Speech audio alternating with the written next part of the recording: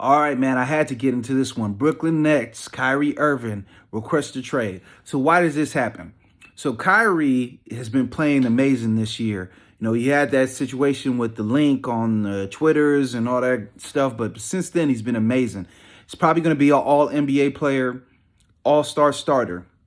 And about 2 weeks ago, his mother put out there that he wanted a contract extension. His mother is his agent. And, we're talking to Brooklyn. We want to stay here. And today he requested trade. So this is what I think happened. I think that they were talking and negotiating deals. Kyrie's going to be eligible for a Supermax extension, not the full Supermax because it's not his original team, but he's going to be eligible for a full extension because he's going to be an All-NBA player this year. And he probably asked the Nets, I want max years and max money. And they probably told him no. So if Kyrie is a free agent, he goes onto the free agent market, not too many teams can offer him that. You have to remember a team like Orlando that has space, or a team like Detroit that has space. He doesn't really fit into what they're willing to do. And remember, he asked to be traded last year, and the only team that wanted him was the Lakers. The Lakers are going to have $30 million in cap space if they let Russell Westbrook's contract and Pat Beverly's contract expire. That's going to be less than what he can get if he gets traded to the Lakers into their team for Russell Westbrook. Then they can then give him that extension that the Nets are not actually offering him. So from Kyrie Irving's point of view, it's best to move now because I can make more money. The money's not going to be available to me in the offseason if I wait. So you have to remember also Kyrie Irving lost his shoe deal, lost, the Uncle Drew Part 2 rights, lost, any type of advertisement, investments, and that type of stuff, front-facing stuff, that's gone, So he's probably looking at it and from the perspective, I have kids, I'm married now, I need to secure my family's future. I need max money. I've played well. I've done what I need to do. I've been quiet. And the Nets are looking at it like, no. So, will the Nets trade him or not? I think you have to trade him because you're not going to be able to replace him because you're not going to have the cap space to replace him. Brooklyn is not a team that people are knocking over doors to get with. The Brooklyn Nets trade with the Philadelphia 76ers has been a disaster. Ben Simmons has been a disaster. Currently hurt, doesn't really seem like he wants to play. So you have to get value back from him.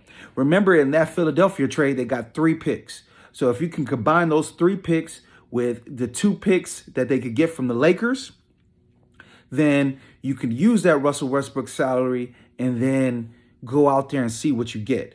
So he actually, in my personal opinion, is doing Brooklyn a favor because, hey, if you're not going to extend him and he's going to leave, why don't we both get what we want? You have 5 picks and $47 million expiring to go find a player, and I can go where I'm going to get a max extension. You might say, hey, well, the Lakers couldn't really get that much for Russell Westbrook and the 2 picks, but now you're adding 3 more picks onto it.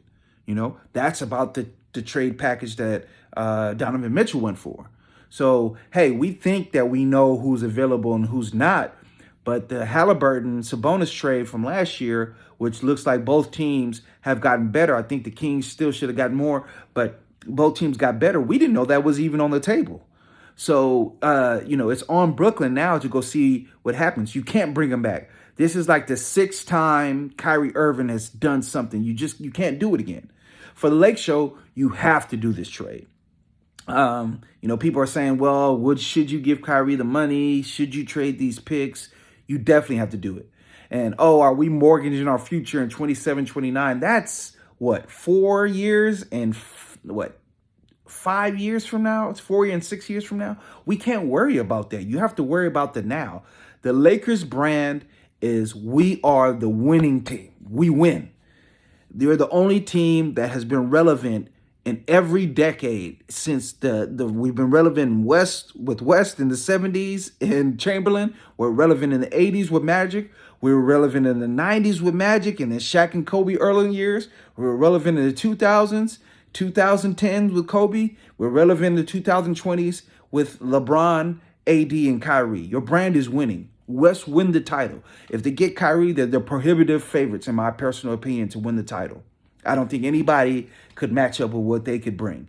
And remember, with that $47 million deal, it's bigger than Westbrook's salary is bigger than Kyrie Irving's salary. So you can then add players into the deal. You could add a Joe Harris into the deal, which gives them another wing to gives them shooting. And then also people are saying, well, we're trading away all our picks. You still have swap rights. You have a swap right with Pelicans this year. You need to hit on your picks. Giannis was what? The number 15, 16 pick. Chris Middleton, second round pick. So it's just like, hey, hit on the players, right? Jokic, a second round pick, multiple time MVP. You have picks. Hit on those picks. It's not like you don't ever have picks. And once again, your brand is we're the Lakers. We win and players want to come here. LeBron requested to come here. Shaq requested to come here. Kobe told the Nets, I mean, they were in New Jersey, do not draft me. I want to go to the Lakers. I mean, the list goes on and on. Chamberlain, Jabbar, all these players wanted to be Lakers. That is your brand. Your brand is winning, and your brand is guys are going to eventually want to come here. You need to continue to win titles so the kids growing up can see it and like, yeah, man, I want to be a Laker. Like, how many players have ever said, the Celtics, like I heard that they're a great franchise.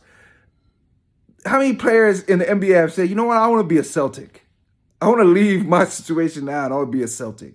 People say that I want to be a Laker. And that's because of winning. That's because of branding. You got to keep that going.